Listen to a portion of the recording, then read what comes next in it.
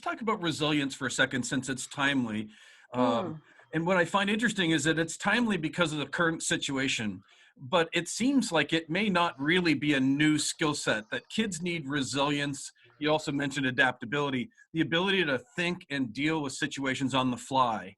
Tell me a little mm. bit more about what you learned about the resilience aspect of this. It's interesting that you honed in on that particular one because also since coming up with this list now about 18 months ago, we've Mhm. been doing a lot of work of testing the lists with different groups. And resilience is the one that is the only one that can sometimes divide a crowd, because particularly young people tend to have a quite different view on this than older people. So young people actually sometimes say you shouldn't have to be resilient.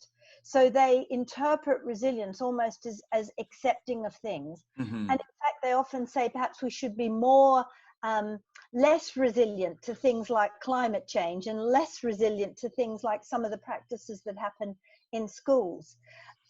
Whereas it actually is about that capacity to be able to take on board different pressures in your life, different experiences in your life, and continue on in a way that is able to make those something that you can then flourish from. Because I think it's not just about accepting things no matter what they're like and dealing with them. I think that definition is not very helpful. It's really about saying, how do you take those things on board and then turn them into something that is very positive? And you can see that at the moment through this whole coronavirus Mhm. pandemic, is while there's been lots of things that are really testing our resilience, both at a human level and a societal level, Mhm. there are also positives that are emerging from that. So there are things like changes in practice that are emerging from that, reprioritization.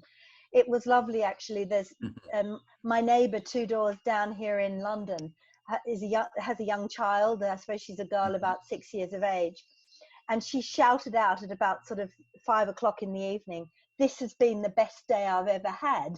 So, so it was sort of a wonderful sort of affirmation of through the eyes of a child. So I think that's an example of resilience. She's obviously experiencing very unusual things for a child, Mhm. but she's come through it and declares, "This is the best day I've ever had."